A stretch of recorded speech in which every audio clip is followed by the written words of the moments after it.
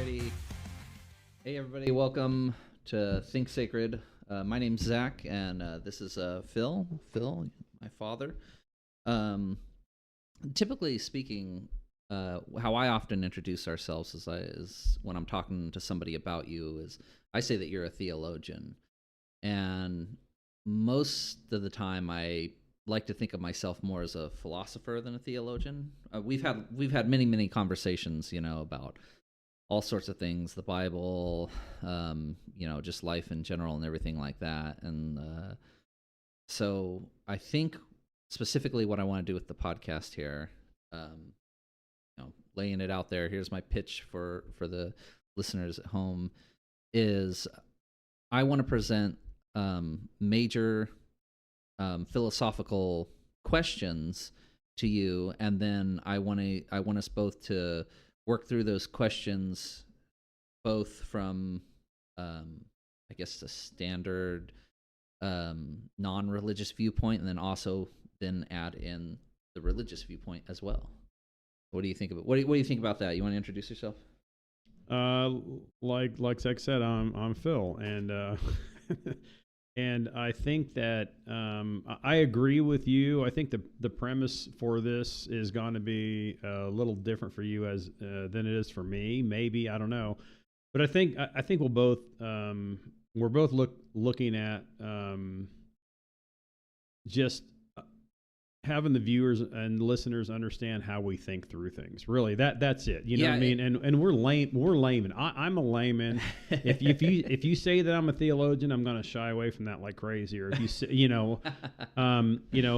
like I was telling you the other day, you got experts and you got the novice, and then you have someone down here when it comes to theology or when it comes to philosophy. I'm just practicing these things. I got a real job, and then I'm practicing this part time, or going to start practicing this part time. Well, I mean, it's funny, because like growing up with you, I mean, you've always been into reading the Bible, interpreting the Bible, talking about it, about life, and about what the Bible's talking about, and things like that, and I don't know. I've always seen you. I think you sell yourself short if you don't call yourself a theologian. I mean, okay. How long have you been a Christian, a believer? How long have you been in the church? Truly for about 40 years. So before that, that's kind of funny. I mean, I don't want to go too much into my background per se. I think that I would rather kind of just, gradually shoot through that, for sure. On, as we're going through maybe, future iterations of this. But I wouldn't count, it sounds crazy, but I went to nine years of Catholic school, and when you go to Catholic school, you'll also go to Catholic church, and you go there on a regular basis, but I don't remember being impacted by any of the sermons, and I don't remember being taught anything religious. I mean, I understand. I think that I think the schooling in general was a lot better in public school, but when it came to religious content, I feel like I didn't even learn anything. So I say 40 years ago was when I said it's not like I have to get serious. It's when I think I first believed at that point in time. And then, I really started going to church on a regular basis, started going to Wednesday Bible studies, Monday Bible studies, church on Sundays. And there were times where I couldn't get enough of it. Now, but 40 years later, I'm not going to say that, I would say 40 years later, there's a lot of there's been a shift in the way that I think through things quite a bit. So, well, absolutely. And, that's one of the interesting things. That's one of the reasons I think it's a perfect time for us to do the podcast, you and me, is because we have I've seen over time from when you raised me to now how much some of the way that you respond to things has definitely changed. You know what I mean? And then me myself, so I mean I've been doing philosophy since high school, middle school. I loved I took philosophy in college. I was always in debate classes. Me and Tim in the early days of YouTube, it was a pretty big thing that there was like atheism versus belief or Christianity or creationism and stuff like that. And me and Tim were hugely into that scene. I mean, we were just on videos and forums and all the time, constantly arguing points. Here's an example of one way that we've changed, or I've changed, I think, over the years. Is I realized like arguing to like win an argument doesn't change anybody's mind. You know what I mean? Like, I can have the best evidence put forth. You know, I can use the most logical sense of, you know, like the argument. I can make it as perfectly logically sound as possible. It's still not going to convince people. I think you bring up a good point, because I would want the listeners to be honest about the way they think through things, really. Because sometimes you can just shut your mind off to the truth, and absolutely just because you want to believe something that doesn't have any or much logical basis, right? Yeah. And so I think for me that's a big part of what I want to walk through. Now, obviously, obviously I'm gonna probably have a more, what does the Bible say angle of this. Yeah. Sure. But that's fine. I mean, in either case, in either case, that's what I want to do, and that's what I want the listeners to come away with. Now, I remember one time, I just want to bring this up. It's these rabbit trails I'm afraid I'm going to go off on, but I want to talk about, or just say this. Don't want to talk about it. There's not much to talk about, but I remember asking you a question. I said, would you rather be a philosopher or a scientist? And you 2 seconds, you said, not even 2 seconds. It was a millisecond. And you said, a philosopher. Yeah, and I said, well, that's the right answer, And for me, it was the right answer, because I think you could do, I think you could do subjects like that better if you have a philosophical mindset, rather than going in it with a scientific mindset and not understanding how to work through things with reason. Yeah. So yeah. I like that answer, because I think you can be a better scientist if you understand philosophy, but I don't think you can just strictly be a scientist without any philosophy at all. So I remember you saying that. That's a pretty good one. Well, I remember you saying that, and I thought it was the appropriate answer, I guess. Well, there's always this meme where they talk about like what came first, right? Before you have math, like philosophies before math, philosophies before anything, because it's just the idea of philosophy is it's just a basic observation of the fact that you are conscious and here. You know what I mean? I think, therefore I am, or whatever. Yeah, that's like the first thing. Yeah. The first thing is you gotta realize that there are things and there is a you and things like that. So okay, let me, here we go. Let's get a little bit into where I want to start here. Oh, you choose the subjects this time, huh? Yeah. No. Well, I think if done properly, this will evolve into where you want to go with it. No, that's fine. I'm just joking. Go ahead. But like most philosophers start off with, and this is on other podcasts too. Most of the time, people start off by, especially when they're doing like interviews and stuff like that, they start off by presenting their worldview, right? What is a worldview in your opinion? Oh man, that's did I catch you off guard with that one? No, you did. We have no notes, and we did not practice for this. What is a worldview? Well, what I think a worldview is, I guess, is really, it's really the view that comes from that person that says, here's how I look at things. Really is what a worldview is. So my worldview is going to be different than your worldview, right?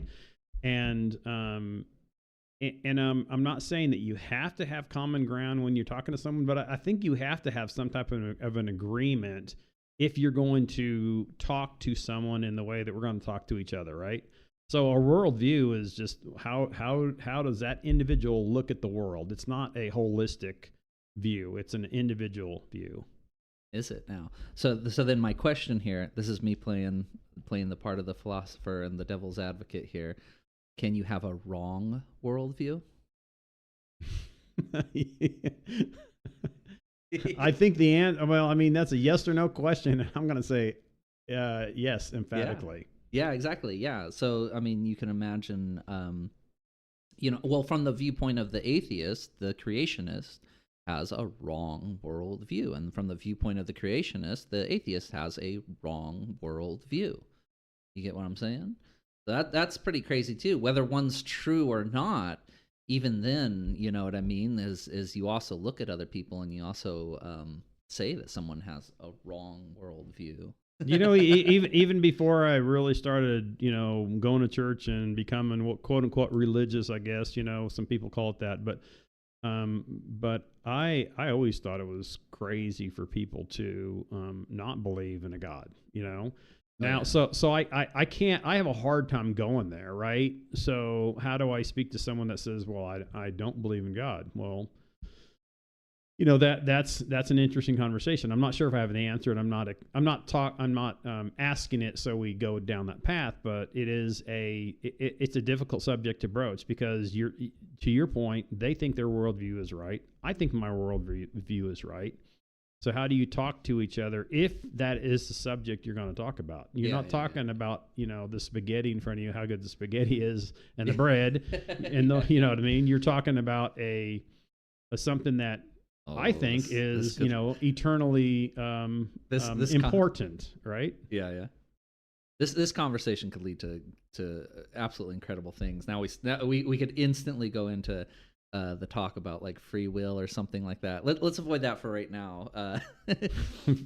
Before we go, you could go straight into it. You could go straight into free will. You could be like, you know, your subjective view about spaghetti, about whether it's good or not. You know, is there a worldview in which in which your spaghetti is not good, or spaghetti is never good? No, it's never good if it has mushrooms in it. There we go. Or anything with olives, then it's not good.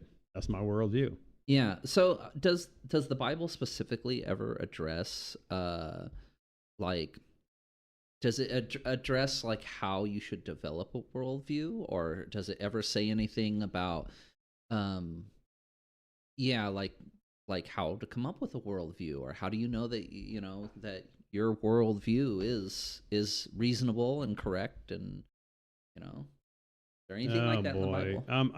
I don't know if it does, because if you look at, I mean, let's start in Genesis, which means beginning. I mean, it assumes that God exists. It doesn't go into proving God exists. It just assumes that God exists. Yeah. You know, in the beginning, God created the heavens and the earth. That's it, right? And then it goes into, you know, into that and into different stories and different people and different things that happen during that timeline in Genesis. And then, you know, so I don't know the answer to that. What I would say is that it starts with the premise that God exists, and then there is a verse out there that says the fool has said in his heart there is no God, right? Yeah. So it says that the fool has said where in his heart that there is no God. So from God's perspective, it's foolish to even think that way, but it is the person that is thinking that way. I would say that verse kind of implies, at least, that he hasn't come to that conclusion by reason. He has said in his heart. In other words, I like that. You know, I like that. That's a good. I just got one more point though, but here's the but. If I'm talking to an atheist, there are also, the Bible would give indications of how we're to talk to people, right? With gentleness, you know. I can't remember the specific verses, but basically, we're to present our case with gentleness, right? And so we're not to go, hey, you're a fool for not believing in God. You know what I mean? That obviously that isn't going to win someone over, like you said. You know what I mean? No matter how good my arguments may be, it's not going to win someone over. But back to your original question, I'm trying to work my way through. You're blindsiding me with these questions. I But know. I would Yeah, say well- I would say that the Bible does not answer your question, but I forgot what your question was. But it doesn't answer your question. But it tells us, it tells us how to talk to people, right? Yeah, There's ways to talk to people. Well, yeah. So one of the things I think that's going to be hopefully a little unique about our podcast here going forward is, like, I have a lot of problems with both the way that conservative, like, pundits, like, and right-wing pundits, like, when they attack an issue, they don't have what you just spoke about, this like, grace in the way that they speak always. Like, sometimes they're very harsh and they're not nice about it, and they call people stupid and things like that. Like, as much as I like Charlie Kirk or something like that, I like his stuff, and I usually find him to be correct in his assumption and the way that he's formed his worldview and everything like that. But then when he argues with those kids on those campuses, like I said earlier on, you're not convincing them. You're not changing their mind and their hearts by by just calling them stupid and telling them they don't have an education and then trying to overdo them with facts. You know what I mean? That doesn't change. That doesn't convince them to come to your side. He's really so, and you're using him as an example. Just let me just say this from the get-go, so you understand where my mind has been going. Like I said, my outlook has shifted quite a bit in 40 years. Right? Yeah. And I would say that right now I'm at the point where it almost, I'm not saying I don't keep my my ear to the railroad tracks, so to speak, right? Yeah. In terms of, hey, what's going on in the political landscape, you know what I mean? Yeah. But and I can go into biblical examples of why it really doesn't matter eternally at all, right? But so I just want to kind of put that out there for now. But I will say, when it comes to, let's use Charlie Kirk as an example, I gravitate toward listening to him because I agree with what he's saying. Yeah. But to your point, it's one thing to agree with what they're saying, but it's another thing to agree with how they present it, right? Yeah. And so, or should he? I mean, is it beneficial to anyone that he's even doing those things, right? Yeah. I mean, he's a very, very smart dude, and he says he has no college education, right? Yeah. And again, I gravitate toward listening to him, but then again, I don't gravitate toward listening to someone I don't agree with. So it really, it's because I agree with his, his point of view, but there are, again, back to my original point, there are ways to talk to people. Yeah. And I have in the past have not done it with grace and with gentleness at all. Like, I've been a jerk. I've been a Charlie Kirk. I can be a jerk, still. So, I didn't expect us to get this personal and deep this quick. No, well, I mean, and anyway, that's, go ahead. I'm gonna stop there so I don't, bury myself too deep. I used to really like Jordan Peterson, but I liked him when he was a professor and he was doing his lectures. And then also when he did his first lecture on Genesis, it was he seemed like he was passionate about it, and he seemed like he was also happy to do it. It seems like he was just kind of being himself, whereas opposed to now when I listen to him, ever since he basically joined up with Ben Shapiro and everything, is he's very harsh, and it's like he's trying to like fight for something that he doesn't need to fight for. He doesn't need to be angry when he's talking to other people. Now, in the past, he would defend himself in a harsh tone, but now it's like that's the only way he can talk to people now. You know what I mean? You get what I'm saying? He might have backed himself in a corner a little bit. You know what I mean? But I don't I've never really listened to him, but when I have listened to him, I liked what he had to say. I'll be honest with you, but I've never gone down the rabbit trail of even listening to much of what he had to say. But Yeah. you actually turned me on to one thing. One lecture he had, it was about the Lion King of all things, right? Oh, that's a great one. You know, he has one about Lion King, and then he has one about Pinocchio. yeah. Those are incredible. And if I'm not mistaken, you can tell me if I'm wrong, but if I'm not mistaken, that was when he was a professor that he actually did that, right? That's right. And yeah. so if you think about that, you're a professor at a school, and basically schools are normally liberal, right? Religiously and sociologically, anyway, they're liberal by any way that we look at it, right? And he was out there not I wouldn't say that he was personally conservative per se, but he was actually he was working through things, I guess is my point. Yeah. He was working through how to think about, things in the world and the way that, and a perspective, and his perspective was refreshing. I think that's what it was for.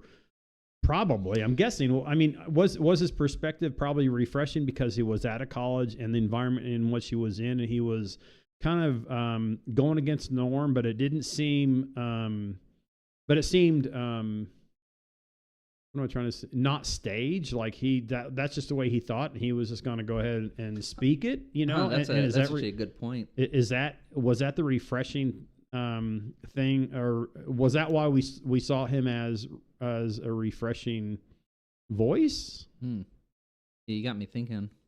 Yeah, I'm not really for sure. I mean, he definitely touched onto something, you know what I mean? And I think it's but my point is it was something that he lost though. It's something that he lost after he had his he had the thing where he was on like benzodiazepines, and then he got put in the hospital and everything like that. And I think after that he basically lost his I don't know.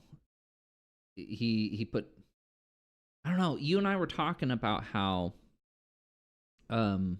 sometimes people think that they're doing things for like a good cause, or sometimes like they think they're doing things for God, like certain like groups or something like that. You were talking specifically about like what a program. Okay, that's a major in my head, at least. Yeah. In my head, that's a major subject, and it's something I've been thinking about. Probably. Well, this is great. This is how we're going to tie it all in together right here, and this is going to be like the theme of basically everything we've talked about. Is sometimes people are doing things, and you have to ask, why are you doing it? So why we were just talking about Charlie Kirk, going in front of the college kids and debating with them. And like, are you trying to convince people? If you are trying to convince people, is that the right way? So anyways, go back where you were going with that. Yeah. Yeah. So my mind has shifted a decent amount when it comes to this subject. And it has to do with people trying to do things for God. Okay. Yeah. Whether you're talking about Jordan Peterson, I'm not sure if you were actually thinking about him when you said that. I'm not sure, but when we were talking about it a few weeks back, it really was that people in the Christian world, right? And this is a really bad example. I would use, what we call TBN, the Trinity Broadcasting Network, or some people refer to them refer to TBN as the Blasphemy Network, right? Yeah. Which I hate to say it, I think is somewhat appropriate at times, but you talk about Paul and Jen Crouch and how they actually started the organization, and they were actually they thought that they were going to do this because do this for God. They thought they heard the voice of God, and they ran with it, right? And that's a real extreme example. But when you look back, how fruitful was that ministry? You know what I mean? I mean, I would argue we could go on about this, but I would argue it wasn't fruitful at all. But even a microcosm of that, where an individual says, "Hey, I'm going to do this thing for God," and the question is, has God even called you to that? And and I would I don't know if this is a good example, but if you had let's just say you had three families and lived next door to each other. and the husband and wife were identical age, 40 and 39, and they all had identical children. They all had identical houses, and they all had, identical children of the same age, right? All the same. Yeah. And you had, well, let's just use two. And one had one of the husbands actually said, God told me that I need to go to some foreign country and be a missionary, right? Yeah. I'm sorry, and even, let's just say they have to go over here to be an evangelist, right? So they leave their wife to go do these things, and as an evangelist, they're seen throughout the world, right? Or they're more visible than this other person who lives next door that says, "Hey, I have to be a good husband. I have to be a good husband to my wife," right? In God's eyes, and I'm not trying to play God here, but I'm just asking the question. In God's eyes, who is doing the right thing? Mm-hmm. Right? Yeah. And because some people talk about what's the will of God. The will of God might be, hey, husbands, love your wives as Christ loved the church. Yeah. It doesn't say, hey, go out there to that foreign country and do this thing. Now, you can argue that in Matthew it says, go to the world, starting in Jerusalem and Judea and Samaria and to the uttermost ends of the earth, teaching and baptizing, right? Well, yes. But yes, that is our mindset. But in that verse, it says, "Go therefore." The "go therefore" really means in your doing, in your doing. So I think it's Luther actually, but Luther actually talks about vocation. In your vocation, do these things that God has called you to do, and you're going to talk about the good news, you're going to baptize, and it's in your vocation that most of this stuff is going to take place. In your vocation as a husband, in your vocation as a wife, in your vocation as at your 9-to-5 job that you can't stand. You know what I mean? Yeah. But that in the mix, I would say that is the will of God more than going and leaving your family when God tells you to be a husband to your wife and to love her as Christ loved the church, right? So it's interesting, like back in the old days, right, is there used to be monks that would take vows of celibacy. All right, priests couldn't get married or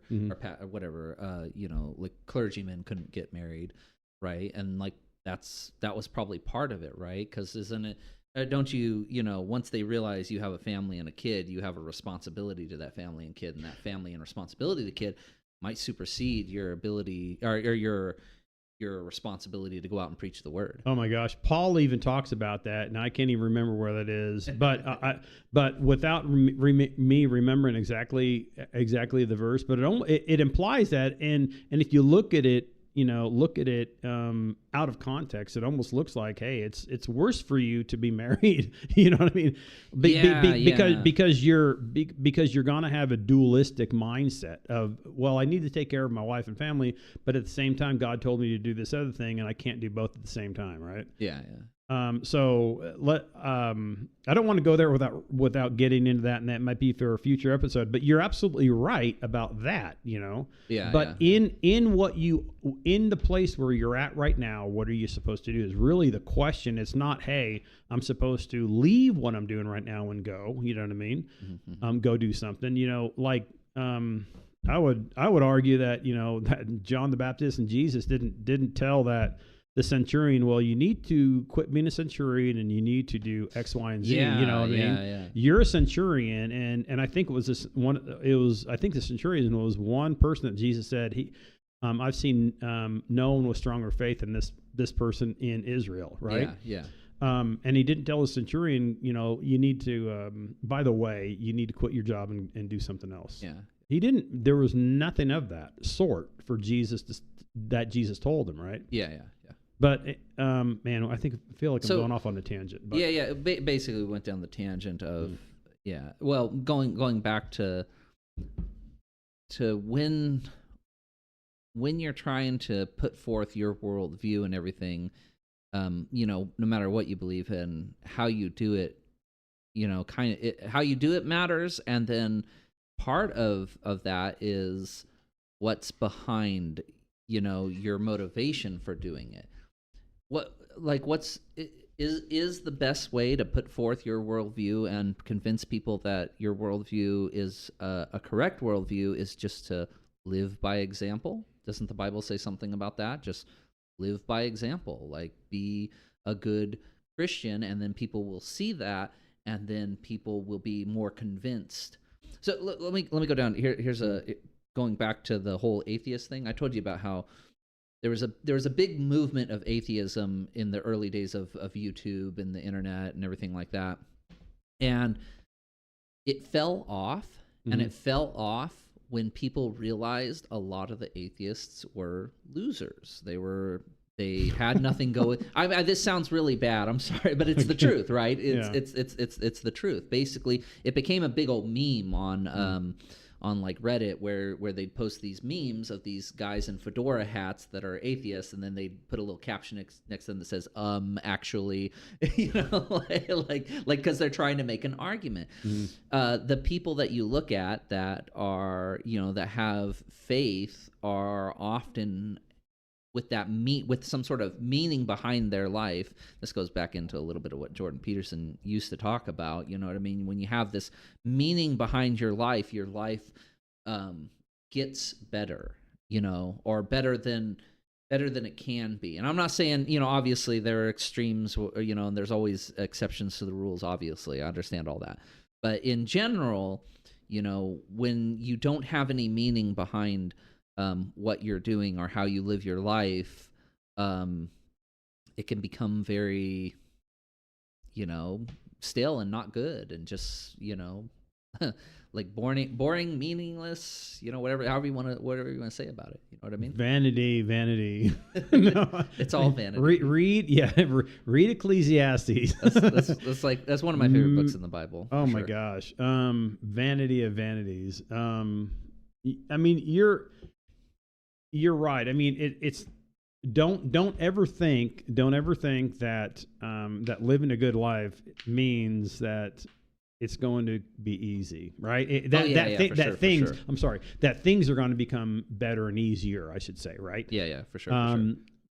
And I think there's a mindset out there in the world and in the Christian world that basically, if I do X, basically God's gonna pay me with Y, right? Yeah. And that is God is, and we can talk about free will and all that other stuff later, because that's a difficult subject. But I will say that God is sovereign, and you can go into even Hebrews about basically the people that of faith that did what God wanted them to do. You know what I mean? And there was one group, it's almost like one group basically God blessed and, gave them all sorts of things here on earth. And then there were other people that were beheaded for their faith and people forget those future verses. They look at the first ones and they start preaching of those things from the pulpit. And it's really sad because Christians think that it becomes for them it becomes a do more try harder gospel, which is no gospel at all, right? Yeah. Rather than the true gospel that is of faith, and you live by faith, and I'll tell you what, right, or you gotta donate $1,000 to the church, and then you'll be healed. Oh my gosh, yeah, it's the same thing, right? It's the same idea. It's diabolical is really what it is, right? Yeah. And there's no other way to put it, but So, we have this mindset. And I would say non-Christians have that same mindset, that basically the universe is going to treat them better if they do good things. Yeah. But if they don't get treated better when they do good things, they are disillusioned, whether you're Christian or not, right? Yeah. And well, I mean, that's the whole idea with like everything. When you're like when you're working at a job and you're trying to follow the corporate rules, right? You have a structure of rules that you think if you follow them, everything's going to turn out great. And then when the corporation screws you over just because they need to get rid of somebody, you know what I mean? Are you talking to me? No, I'm not talking to you. I'm talking about. Look, it's happened to me too. You know what I mean? Like in my last job, I'm not trying to sound like braggy or prideful or anything like that. But I was the most qualified for my job, and I did the best job at actually doing the job.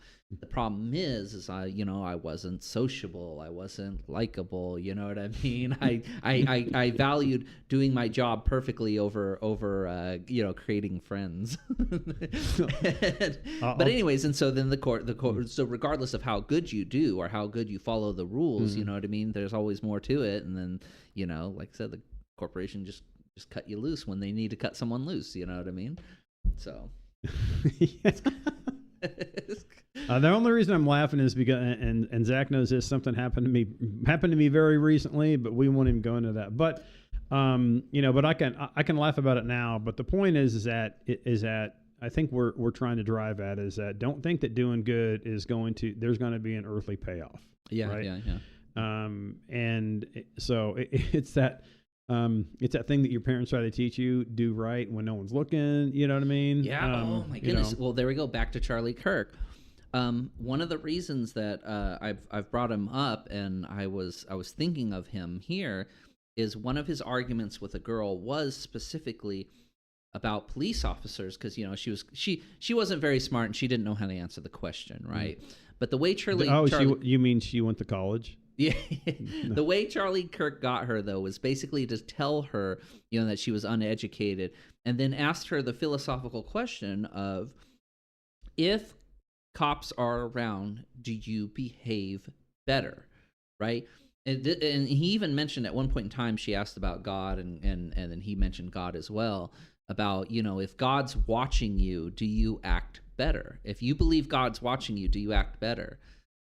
Now, here's one where I disagree with Charlie Kirk. The way he was essentially implying it was that, yes, you act better when God's watching, or you act better when a police officer is watching you on the streets. And my answer to that is, no, you shouldn't act any different. You should act the same way regardless. Like you just said about parents, when the parents aren't watching, you know what I mean? When the cat's away, the mice play, right? Well, no, you should act the same regardless. Well, let me play devil's advocate there. No, just a little bit, because I didn't listen to that one. Yeah.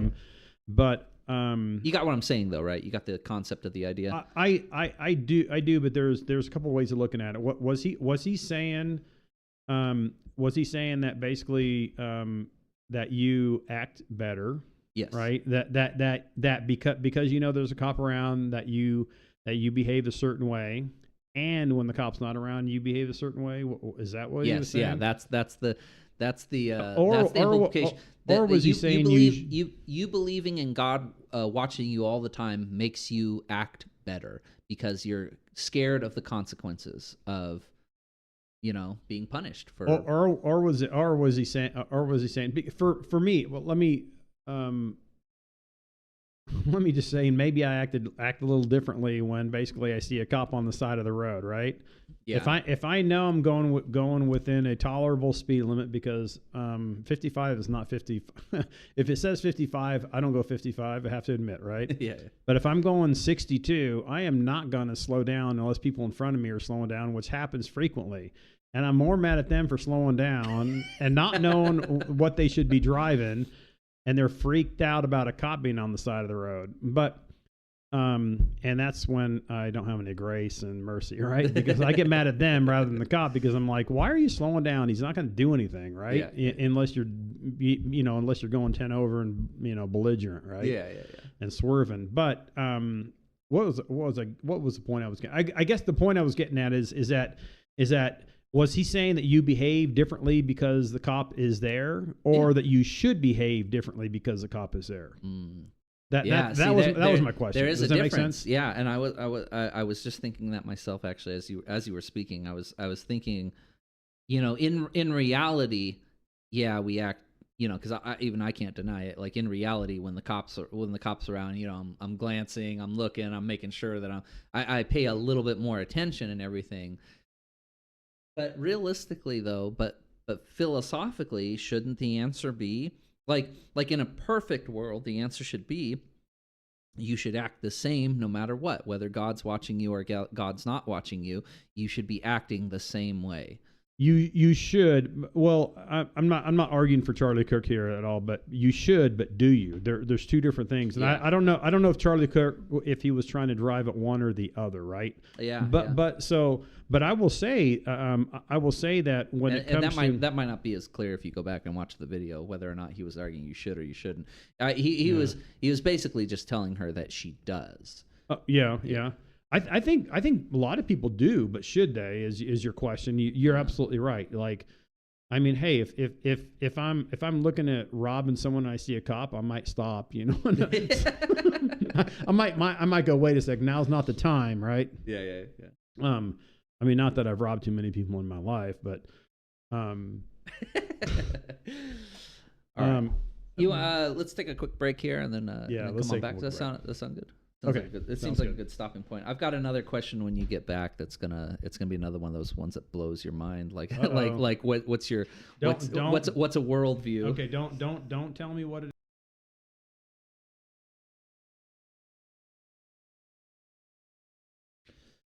Alrighty, okay, we are back. All right, so far we've been talking about, I guess motivations, right? Or people's, like, why do they, why do people speak out, or why do people try to talk or convince other people of their worldview, or why do they try to, I don't know, like, are you trying to convince people of something, or does it even matter if you convince people of something? Can I say something just Yeah. real quick, because I think motivation is important, and I think it's really important. I will say that I will say though that there are, I'm going to talk about a couple different things. So one thing is about motivation is motivation the overarching factor, right? For why we say. I mean, and I'm going to use an extreme example, and this example, of Jonah. His motivation for speaking out was because God forced him to. You know what I mean? That's right. And when he spoke, he didn't want to do it. He didn't want to do it at all. And when he spoke, his motivation was, God, I just want you to kill these people. I can't stand them. Yeah. He sat up on top of the hill, hoping to see the city destroyed. So one could argue that motivation is important, but it's not everything. Sometimes you're forced to do it because God's going to force your hand. Sometimes you do it just because it's the right thing to do, whether or not you feel like inclined to do it or not. You just kind of go, gosh, I just got to do this. It's not the way. I'd rather go home and watch TV, but I got to do this thing, right, or whatever. So I think motivation is important, and I think it's good to have the right motivation, but that shouldn't be the driving factor all the time, I guess is my point. Yeah, Okay. yeah. Well, it's interesting. I mean, he kind of reminded me of, so Socrates, right? He said he had a daemon, right, which is the voice inside of his head that tells him what's the right thing and what's the wrong thing to do. Right. I guess you could call it a consciousness or something like that, or a conscience, not a consciousness, a conscience, like, like Jiminy Cricket on, on Pinocchio. Mm-hmm. It's like, what's telling you what to do and what not to do, and what's the right thing to do and what's the wrong thing to do. You know what I mean? And how do you determine what that is? Like I said, Socrates called it a daemon, but you get the feeling like some other people might call it God. You know what I mean? Or what is that? What is that thing? What is the thing that's in the back of your head telling you what to do and not to do? And then when do you listen to it? And when do you not listen to it? Another side note, and this is it's not too much of a tangent, but it's kind of a truism when it comes to motivation.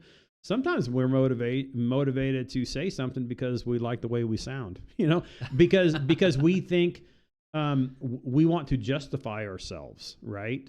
And so we need to be careful, I think, when we're talking about something. Are we trying to impress ourselves in our own mind? Are we trying to impress any other person? Or are we just trying to talk with them as a human being ought to be talked to, right? So I do think motivation is real important, but it doesn't mean that we shouldn't speak when we're not motivated to do the right thing. That's all I'm saying. Yeah, well, I mean, that's really... Oh, we got the kitty play.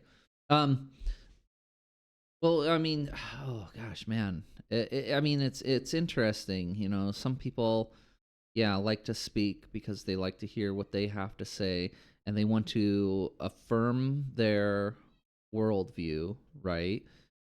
And then, so how do you make sure that you're not just trying to affirm your worldview and that instead you're actually trying to this cat this cat is all over me. How do you make sure that you're not trying to affirm your worldview, and then how do you make sure that you're instead speaking because you legitimately have something to say? Is that a question? Yeah. Well, that's the part of that. That's a philosophical question, right? So that's my role, right, in the podcast. I gotta play this. I gotta play this question. This questioning of yeah. How does that work, or how do you even come to a conclusion on that? How would you work through that? How would you think through yourself? Okay, I'm speaking right now, and I'm speaking to viewers through the podcast and everything like that. How am I not just trying to put forth my worldview? You know what I mean? How am I not just trying to stroke my own ego? You know what I mean? Now I'm getting a little harsh on the speaking of it. You know what I mean? But yeah. No, I mean it's a good question. I don't know if I have a good answer right now for you. I don't. What I would say is that whatever your view is, reason through it. Don't not listen to other views per se, right? Yeah. In terms of, and when I say listen, I mean like active listening, right? Which they teach you in the corporate world, right? Yeah. But I think that part of it is just making sure that you're actively listening to that other point of view, that other side, and really weighing whether or not they are. I think we're gonna have a quick distraction real quick. Yeah. We gotta do something about this cat. We'll be right back. Another quick break. Okay, we're back. And then so you were just talking about the corporate listening, and what else? Do you have to say about that? I can't remember exactly where we were cut off. We had we had a cat issue, and then we have other people in the house kind of trying to get our attention, which is fine. This is the real world, right? Yeah. For sure. But I was talking a little bit about motivation, and now I forgot where I was going to land with that thing. Oh, I think we do like to listen ourselves. I do, sure. And I think that could definitely be a danger. Motivation is important, but it's not the ultimate, right? Sometimes we just do what we got to do. That's just the way it is in life. And I forgot where I was going to go with that. Okay, So right, I'm going to let you carry this thing through. Okay, so here's another thing, because we talk about, or one thing that I like, a subject that absolutely fascinates me is the idea of free will and sovereignty and everything. Or God's. You want to go there today? Well, no. I'm just going to briefly touch on a very similar subject here. This is that question I had teased you with earlier that I was gonna ask you. How do you know? When you talk about a worldview and everything, you have a worldview. How do you know that other people are conscious? Can you prove to me that you're conscious? That you're there? That there's actually another person there, and I'm not looking at a robot or an illusion from the Matrix. You know what I mean? I mean, who knows? I mean, I know from my worldview that I'm real. Yeah. That's what I got to say. And so, I think, therefore, I am. Yeah, I mean, I think for my side, my side, I'm real. I see you, and I think you're real. So for my worldview, I'm real, you're real, and this desk is real, and these microphones are real, and these microphones are working because you actually had to set these things up and and put certain settings on the computer, right? Well, certain things. See, when you go into other things like mechanical things like microphones and stuff, I have no problem believing those are real. It's it's that consciousness, it's so deep. The consciousness, you do things. We were talking about like motivation. You do things, and is what motivates you really just your body, your brain, just electrical signals like being set off in your brain, or is your consciousness actually driving your body and what you say and like what you do, and or is it all just a response? Anyways, sorry, I might be getting too deep here. No, but you're talking about something. Okay, so from my worldview, Yeah. when I think that way, and hopefully I can convince someone else that when or if I would ever think that way, I would absolutely be a miserable person. Absolutely, yeah, right? Yeah. Well, yeah, you have to believe that other people are real. You have to believe, yeah, for sure, absolutely. It's well, it's not only that they're real, but basically everything I do, or everything that I do in life is a reaction to something else, and it's just a scientific, it's just a science within me that makes me do the things that I do. Man, I mean, if we aren't spirit and soul, and think that, if we think that we're not, then basically we're doing things and we're not thinking in terms of what is the right thing to do, and morality. Even atheists think that way, right? Yeah. Well, this ties back into everything that we've said, basically. When you talk about, when I mentioned that atheism took kind of a nosedive on the internet once people realize that, well, the atheists are kind of losers, right? Well, it's because they have no inner motivation, right? There's no deeper meaning. There's nothing there to connect to. Oh, you're just another robot. I'm just a robot. You're just another robot, and we're just doing what we're naturally, we naturally do. Then why are you up there as an atheist, maybe in Even a forum defending your point of view? Yeah. Like, if you think that way, like, what's the point? It has no point at all. And right? what's the point of going out to the ocean and enjoying the sun and the beach and the waves, right? Yeah, I mean, it boggles the mind. Yeah. And then also it goes back to it goes back to the other thing of the motivation of convincing other people of your worldview. You have to believe that other people do have a worldview before you can even try to attempt to talk to somebody, about changing their mind about their worldview, right? So it's like, well, like you said, in the Bible, the Bible assumes God's real already. You know what I mean? Does the Bible say anything about consciousness? Does it say anything about someone thinking and therefore being?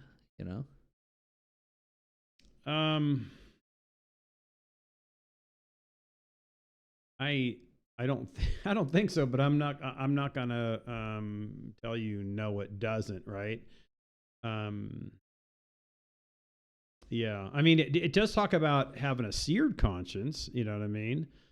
And maybe we can go into what that is later on down the road, because I can't think of the exact verses, but having a seared conscience means that basically you have ruled out any morality and any God that basically would say, hey, what you're doing is absolutely atrocious, right? And you need my mercy in order to have a right standing with God, right?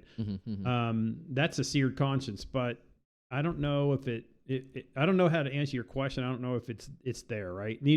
I think the Bible has everything, like it says, has everything for, it has everything for living and, godliness, life and godliness, I think is what it says, right?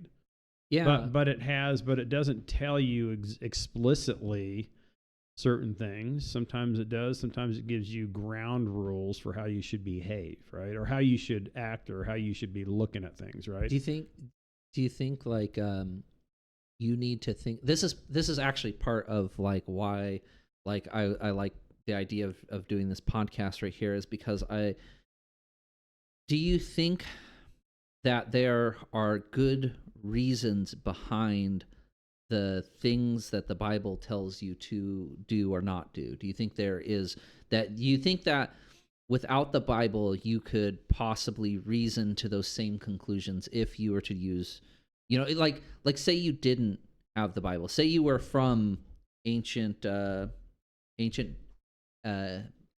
like Mayan culture or ancient Aztec culture. What if you were in the Americas during the time of Jesus or something like that, right? Could you still come to the belief in God and the belief in all the same things in the Bible without it being a cultural thing, with it just being a something innate inside of us. I got him with another big one. Sorry. That's a difficult subject, because there are some people that do think that that you can come to a belief in God without the Word of God, right? And I think that's what you're asking. And or is the Word of God innate inside you?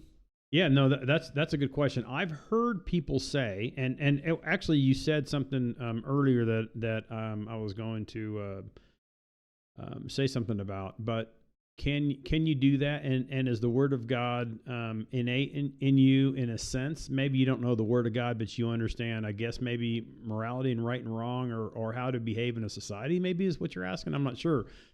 But well, I mean, this is the whole idea. With one of the questions philosophy often asks is, what is morality? What is ethics? You know what I mean? I think back. So let me just say a couple things. So I think there's an argument on both sides of it, because before I would absolutely said yes. I mean, yes, you have some sense of the fact that God is there within you, and I think that's why it says the fool has said in his heart there is no God, is because basically there's evidence within you and evidence external from you that is there. And when you say there is no God, you have actually said it in your heart. You haven't reasoned. Back to my original point, you haven't reasoned that, right? But can you come to a saving? Maybe what you're asking, and maybe I'm going a little too deep here, but can you come to a saving faith without the Word of God? I've heard both sides of the argument on that, because the Bible talks about those, blessed are the feet of those who spread good news, or bring good news, I think is what it says. Yeah. Well, that's assuming that there's someone's actually talking and talking about the gospel. So it's not only, hey, I'm just going to do good works for my neighbor over here, but I might have to speak to him. I might have a chance to speak to him about, salvific is what the word, about saving faith or whatever the case may be. So how in the world are they going to know if I don't speak to them? And there's an argument to be said about that as well. So I don't know how to answer that. What I will say though is that sometimes we look at the, and this is only recently that I've started looking at it this way, and I think to me is really a right way of looking at it, I guess. I mean, this is my worldview again, but it has to do with the difference between law and gospel. And the reason I bring this up is because sometimes we think the Bible is a book about... That's going to be a whole topic for another episode, for sure. It will. It absolutely will. But I think sometimes we look at the Bible and we say, basically, can we operate without the Word, operate without the Word? Probably, in a sense, in terms of in society, in this world. But it's another thing to say that that in the Word and the things that God has told us to do, there is the other side that says the law is there, or the things that God has put in place is there, knowing that we could never do them, and knowing we had to have a Savior to do that in our place, and therefore come to have salvation through a Savior, because we couldn't do those things in our place, right? So it's law that says you should be doing those things, but it's also a mirror that says, but you can't follow them 100%, because if you broke one of the laws, you broke all of them, right? Yeah. Like I said, this is definitely a topic. We probably need to stop there on that one. But so my question to you then, so therefore, is possibly like the motivations that some other people do podcasts or talks, people like Charlie Kirk, people like Jordan Peterson again, is like one of the reasons why they talk and they have that motivation to do that kind of stuff is because they do believe in that idea that they have to spread forth the idea, or the idea will never take hold. Like okay, so going back to, can a person alone in a bubble reason, or in a separate culture come to a reasonable conclusion of the same things that we did through that, that the Bible says, without the Bible at all? Is that what you're saying? So does Charlie Kirk and Jordan Peterson, did they believe that, and that's one of the reasons that they could possibly be? Well, I'm not trying to like speculate, obviously, on what they believe or why they're doing what they're doing, but is it reasonable to assume that you have to have an idea that the only way these good ideas are going to spread is by me talking about them? I don't. Are you asking like, what is that their motivation? You're saying is that? Once again, I don't want to speculate for them. I don't want to say what they think, obviously, but I'm saying it's got to be an inner belief, right? Mm-hmm. It's got to be an inner belief of theirs that if the world left to its own devices would fall apart, and I've got to stand up and say something to make things better, right? Yeah. I wouldn't. So in fact, I can say without certainty that Jordan Peterson believes that. I would say without certain, or With basically certainty, full certainty, Jordan Peterson believes, that the world would fall apart unless people speak up and say what's right. I think we have to say what's right at times. You know what I mean? And we use Charlie Kirk as an example, and maybe a bit of a scapegoat here, because I don't know their motivation for what for sure. And we're just using this as an example and trying to reason through it, right? And whether so I don't want to. I hope our listeners and our viewers would understand that we're not trying to bash on him or anything. Yeah, like exactly. I like Charlie Kirk. I'm just saying, basically, when it comes to anyone doing something like that, and maybe it is motive. What is the reason that I'm doing it? Is it because I think that God wants me to spread the good news, or am I just trying to talk a little bit about morality here? And basically, morality is more of just an earthly thing and has nothing eventually, I guess, to do with eternal things, because you're just talking about living good life here on earth. I don't know, right? I don't know how to answer that per se, but that's another topic for another episode too. So we have 100 episodes now we got to cover, right? Yeah, so salvation through works versus, and then if there isn't salvation through works, then what's the point of works at all? Oh, that's anyways. That's so we what do we have? We have free will and versus God's sovereignty. You have what was the other one that we had said earlier? Oh man. Well, free will versus sovereignty, but I mean, if you're talking about law versus law and God, there's something called law and gospel, and the distinction too when you're reading the Bible. Like if you understand, because I was told this just a few short months ago, that the Bible is a really good book on morality. Now, I haven't heard that in a long time, but I heard it recently from a good friend of mine, and I'm like, wait a second, have you heard of the stories of David and some of the crazy things that he did? Yeah. Oh my gosh, you know what I mean? There's a lot of character. Actually, I would argue every character in the Bible is basically a reflection of what could have been perfect and then turns out not to be perfect, right? So you have somebody like David who's loved by God and everything like that, or Jonah. We were talking about Jonah. Mm-hmm. Jonah is a direct analogy for Jesus, right? He goes into the belly of the beast for 3 days, right? Mm-hmm. Jesus died for 3 days, right? It's a direct analogy, but because of Jonah's motivation, he's not perfect. Yeah. You know what I mean? It's every single character almost put forth is specifically not perfect, and they show that. And there's a reason why it's shown to be that way. There's this thing called types and shadows, right? And I think it's a really good description, right? Types and shadows of characters in the Old Testament who basically who symbolize, so to speak, Jesus, right? So to speak, right? For God so loved the world is Jesus' view, and then Jonah's view is I want these guys dead, right? You know what I mean? I want God. Jonah's view is I hate the world. Yeah. I hate these dudes. These are my enemies, and you're telling me to go there and preach to these guys. And it was like a seven word sermon, I think, and basically it was basically repent or God's going to kill you or something like that. You know what I mean? It's like, okay, like, he was hoping for that. He was hoping they were going to ignore him. It's think hilarious. He was a crazy kook. Yeah, but we were talking about, like, someone said it's a good morality book. No, it isn't. Have you even read the Bible? Yeah, it talks about it. It may say, hey, these are the things that God wants you to, how God wants you to behave. That's fine, Yeah. to do justly, love mercy, and walk humbly before your God. That's a good one in the Old Testament, right? That's a good meaty one. You know what I mean? But who's to say that we can do that all the time? Never can we do that all the time, right? Yeah. But it's anyway, I don't even know why I got on the subject, but it's hilarious to me when people say that, because it's like, I don't think you've read it. Yeah. You have not. You've proven to me by that statement that you have never read about Noah. And remember, post flood, some of the things that he did, right? Yeah. The first thing he does is he grows grapes and he gets drunk.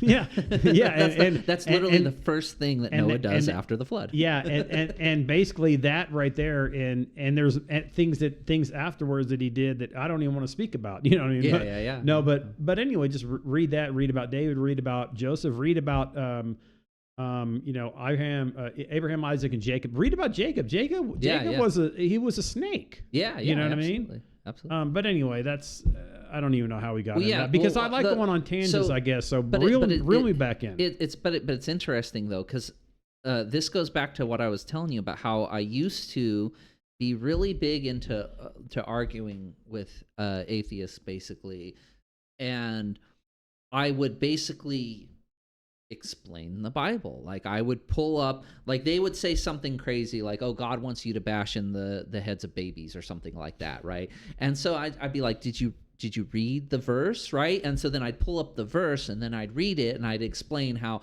this has nothing to do with God. It has to do with what the people wanted or something like that. This is just, it's not an exact example. I'm not using an exact one.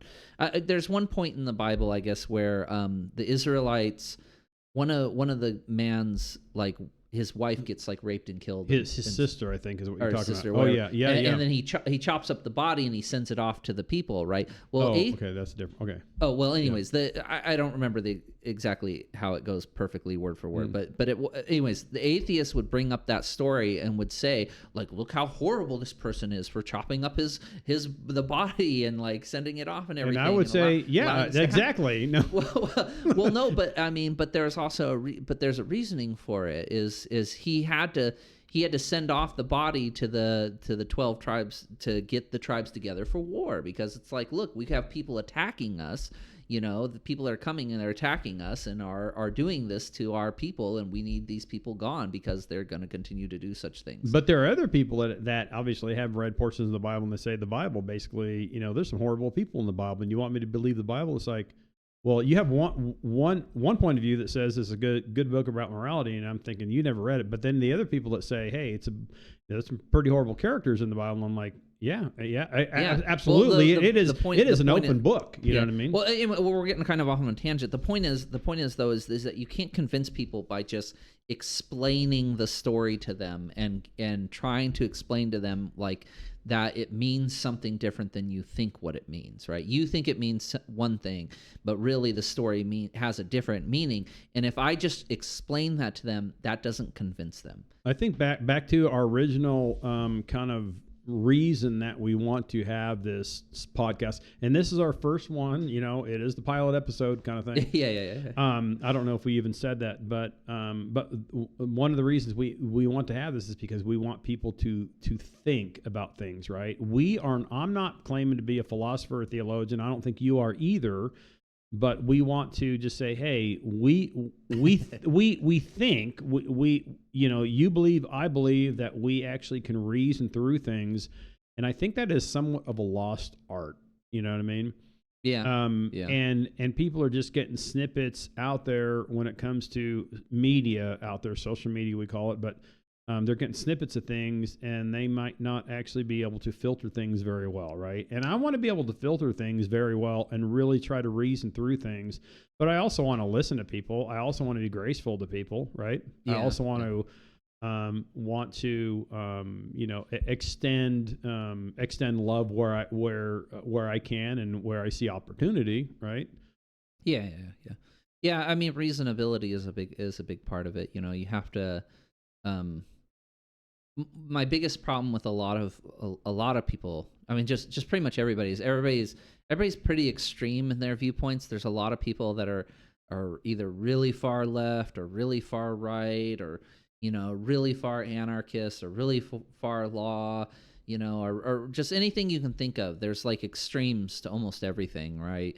One side or the other, and I often find myself always gravitating towards the middle of a lot of things. It's always like a matter of like, okay, what are the specifics of this situation? Like, is it, is this a case where, law enforcement officers did the right thing, or were they overstepping their bounds? And often it's a very thin line, that you ride to figure out whether or not someone's doing the right thing or whether they're being reasonable or not. I don't know. And Zach's speaking from a personal point of view because he used to be a cop, right? I did like I said, that could be an entirely just a whole episode in and of itself where we could talk about law and order and then we could also tie in the law and the gospel, what I mean, the laws of the Bible and everything. And how can I get back to one thing, because we were talking about motivation. That's what I want to talk about a little bit, just kind of a little snippet, right? And it's a difference between police officers or law here on earth, right? Yeah. And you can even go. I mean, I'm going to bring up the Bible again. Sorry about that. But anyway, that's what that's your job. You're playing the theologian. I'm playing the philosopher. Well, I mean, there's a part in Romans where basically it talks about these people are in government for a reason, and basically we should respect that, right? Now, we can talk a little bit about that later. But, well, yeah. Well, that's a wild one, because I have a lot of problem with that. That's a tough one. I mean, oh my gosh, you got to pay your taxes. The Bible actually says that. You know what I mean? Well, I mean, but it also, and also I would argue that this was during Roman times when that was written, and that was when Paul, a Jew who wrote that, they were second-class citizens in their own country at the time, right? Yeah. And he still wrote that, right? And then here in the United States, we believe in like freedom and stuff like that, like, ooh. Yeah. And our founding fathers, basically dumped a bunch of tea in the harbor just because of a 2% tax, let alone, like, I don't know about you guys, but like in our local city is like a 10% tax, on goods. Yeah. And so I would, I guess I would say that law and order is important, but when it comes to the difference between the people here on earth versus God, and Jesus even uses some parables, like you knock on someone's door because you have guests in your home, and basically you're saying, hey, I need some bread. Some guests just unexpectedly came to my home, and the person says, absolutely no way, I'm not going to give you. And you continue to knock, and they finally just relent. And it's not because they like you; it's because basically you're annoying them. You know what I mean? And it's and Jesus is using that hyperbole to say, well, how will your heavenly Father, who loves you, treat you when you ask him for a loaf of bread or ask him for these necessities, right? Yeah. And so I would say that the difference between people here on earth is they're infallible, where God is not infallible, and yes, there is a healthy fear of God. It does say fear God, but it's a reverence for the fact that he's a creator, right? Yeah, and we could even go into that, but does God love us so much that he sent his son? Yeah, we could argue that too, when in fact the Old Testament people who represented God, so to speak, it was a temporal thing.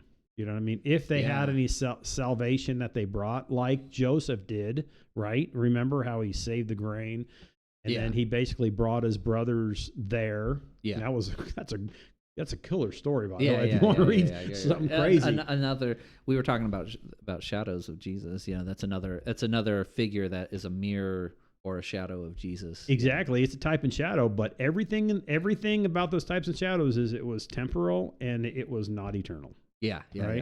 But it's strange and interesting. Yeah. So. Well, but that does, and then let's just finish off with this though. But that does go back to the motivation, the idea, or not motivation, but the reason why people speak. You know what I mean? So I don't know. I think it all tied together. I mean, No, I think you're right. I mean, why are we doing what we're doing? Is it because we like listening to ourselves? Maybe there's a little bit of that. You know, I mean, you know what I mean? I mean, he's speaking for himself. He's not speaking for me. Yeah, exactly. I'm speaking for myself, but I would say I have too much pride. I would, yeah. I'm so humble. You know, but I would say that there is a sense of that, you know what I mean? That we like listening to ourselves. And sometimes we like listening to ourselves just for the sake of listening to ourselves. But hopefully we believe in what we have in terms of truth and the way that we think about truth and the way that we reason through things, that we're saying, hey guys, we're not saying to emulate us per se, that we're not saying that, but we're saying that we want people to go back to the way of reasoning through things in their head when it comes to philosophical ideas. Everything's philosophical if you really want to, boil it down. Boil it down. That's what I had said earlier. Like before math came philosophy, right? Is you got, I think therefore I am, right? That's the first thing you got to do, is you got to realize that you're a person. But one of my motivations, though, my personal motivations, is there's a lot of things that I wrestle with alone, like when I'm just thinking by myself, when I'm doing my own philosophy by myself. There's a lot of things that I think through, and I don't have anybody to bounce it off of, right? You know, there's something in the Bible, you know, where what iron sharpens iron, right? Yep. Right. And so part of it is there's a lot of questions that I want to bounce off of you to try to see if there's. Have I convinced you? No, of what? No. Oh, that you're a real person? No, yeah, exactly. No. If I haven't convinced you of anything, then basically this is a fruitless, No. effort. The thing is you're more knowledgeable about specifics of the Bible than I am. I have read through the Bible, but I don't. A lot of the times my knowledge of the Bible comes down to just a story. David and Goliath. I know what David and Goliath is about. You know what I mean? But it's not like I can tell you exactly what verse it's at, or you know what I mean, or any of the more nuanced parts of what comes before or after. You know what I mean? Some stories I have more of a bigger grasp on than others and everything. But another thing is you also know a little bit more about doctrine from multiple churches. I don't have that at all. You know what I mean? All my stuff is like college philosophy. How do you do an appropriate question that, and then how do you appropriately reason through it without making fallacies, without or without your question being leading, or or maybe you purposely lead sometimes, but how do you make an appropriate question of what you're talking about? So no, you asked me some tough ones, and I think in the future let's continue this way of doing things where you're asking questions or I'm asking questions, and we don't know what we're going to ask each other. Yeah, you know what I mean. I think that's fair, and I think that's the way. That's the more real way of looking at things and looking at how we try to reason with each other. Yeah, right? Yeah. I think we just kind of explore to figure out what the theme of each episode is, and this episode ended up being about motivation, or motivation for speaking, I guess is what you would say is what it really is. Or why speak? Why do you speak? Do you have anything to say? So anyways, let's leave it at that. Sounds good. Okay, it'll be a wrap. Thanks very much, guys. We're hopefully we'll be on YouTube and Spotify both for right now, and then we'll disseminate out to other things. Guys, like, comment, subscribe. If you guys want to hear more. Thank you.